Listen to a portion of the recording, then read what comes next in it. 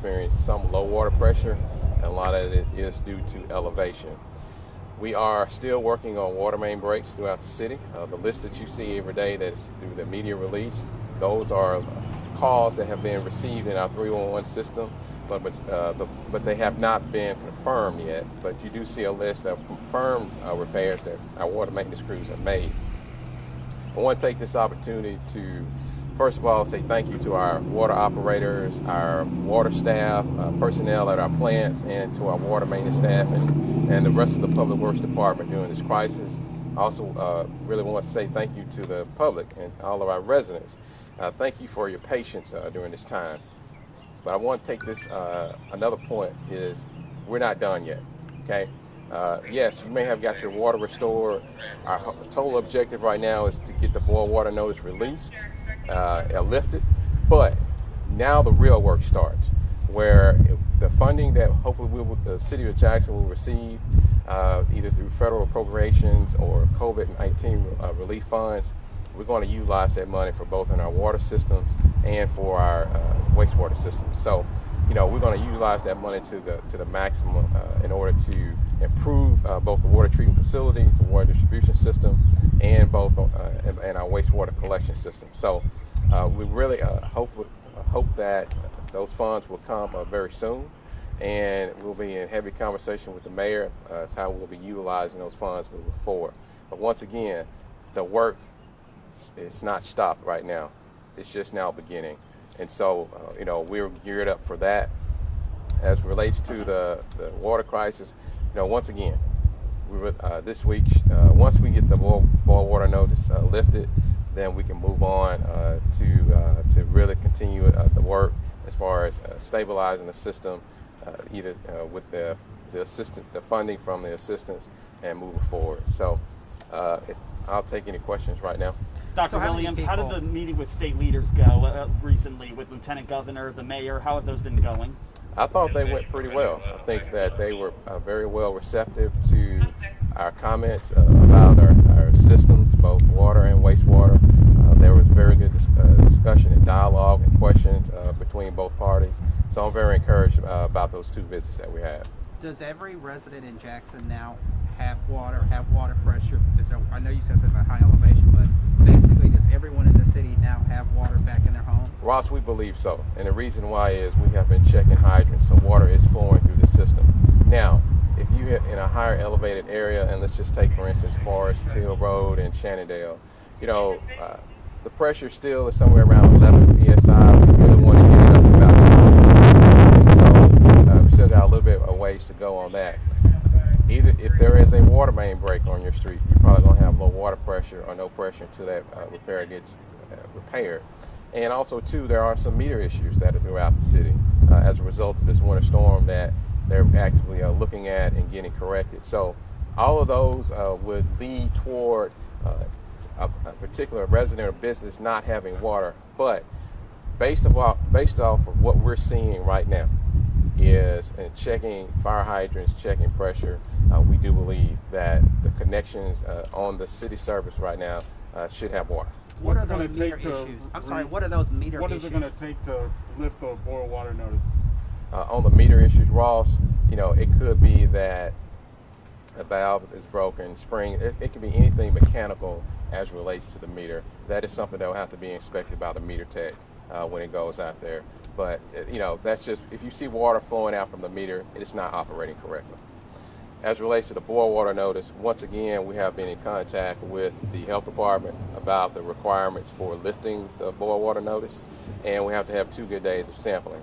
We have been doing sampling internally, but once we feel confident in those samples, we're hoping that this weekend we'll be able to drop those samples off for testing, but that'll be in coordination with the health department. And so, like I said, we'll be talking with them through tomorrow to see if we'll be able to drop them off this weekend. But, if everything goes well, hopefully we'll start lifting that boil water notice on the surface side next week.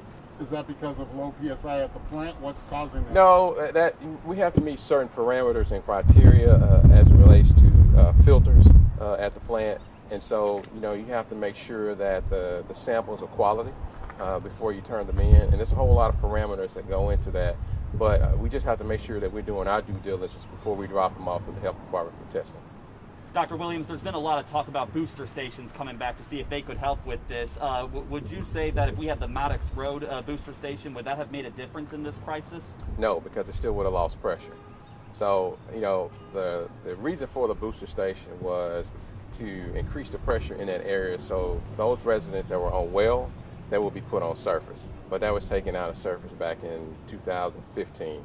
So until we meet a compliance issue with the health department, we're working on, and even if we were to get the okay, what we're seeing right now is obviously the system has some deficiencies.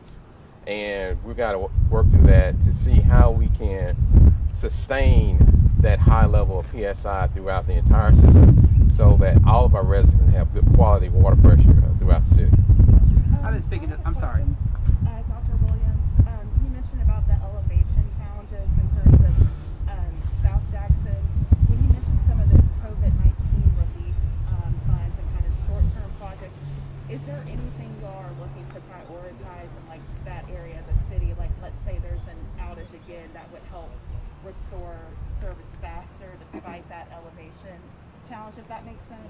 Yeah, so I believe I'll try to answer your question this way. We know that there were deficiencies at the plant prior to the storm that we have been working with the EPA. We want to try and get those addressed if we were to get funding. And then we also want to make improvements in the distribution system. So we believe that working those two areas right there will help us consistently keep the pressure up where it needs to be and hopefully sustain water into the South Jackson area. I was speaking to some residents in a West Jackson apartment. They're complaining about both the color and the smell of their water. One man says he thinks drinking it will kill him. What do you say to people who are concerned about the smell and in some cases the color of the water? Well, I think we have to look at the connection where they're connected at with their meter. Now, there could be a flushing issue through the area. As you know, we lost system pressure. So once pressure builds back up, sometimes sedimentation gets in the line and we'll need to flush that out. But if you have an address, we'll check that and then go over there and take a look at it. But there's a lot of different reasons of why that may be happening. And it may not be because of the city. It may be something on the apartment complex side, but we'll be happy to work with them through it. But this is from multiple people inside this complex. Once again, there's one connection that is serviced, right? And so it splits off to all those different complexes.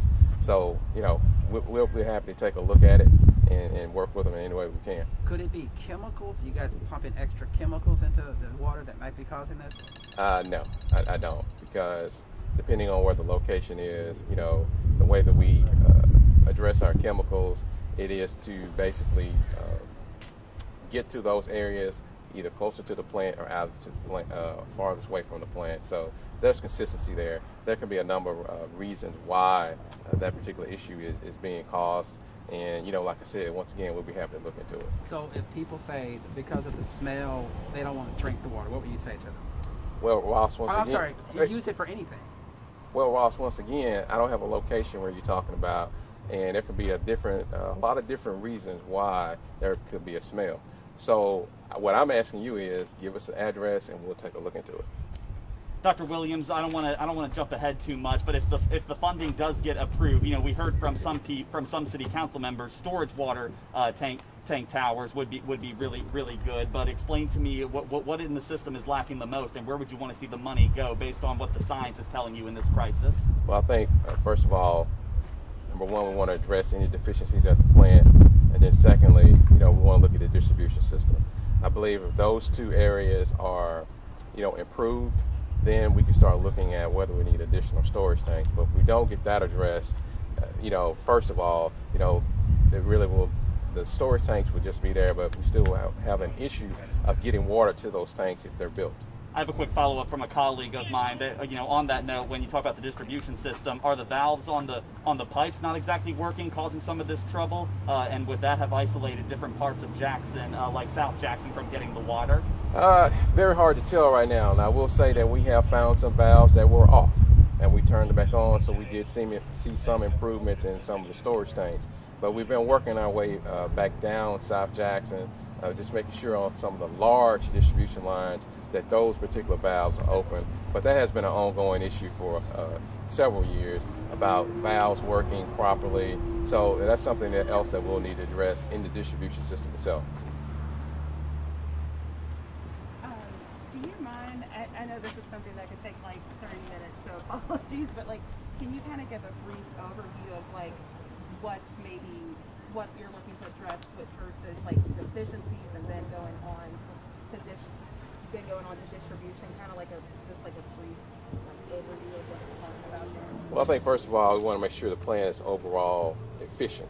And when I mean efficient, we want to look at all the deficiencies and try and get those addressed as quickly as possible.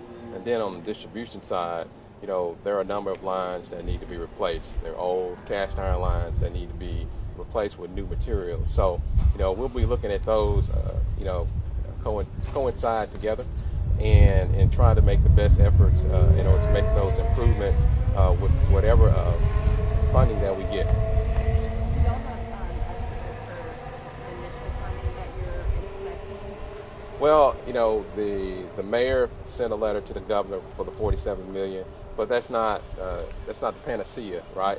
That's just a start. So, you know, we'll take a look at that. It really depends on the amount of funding that we get and how we'll need to allocate that. But keep in mind, drinking water is one aspect of it. We still need to pay attention on the sewer side too. Okay. And as a quick follow-up, I just wanted to ask, I've been reading that in the past, like I think the city had gotten some loans from NBEQ. Are you all looking to maybe get another loan to help address some of the deficiencies, or is that unrelated? I know you brought up about the EPA earlier. So yes, we have been working on possibly getting a third loan. We have gotten 2 loans, roughly around 19 million. So we are looking at possibly going after another loan and seeing what we can get from that through the SRF program.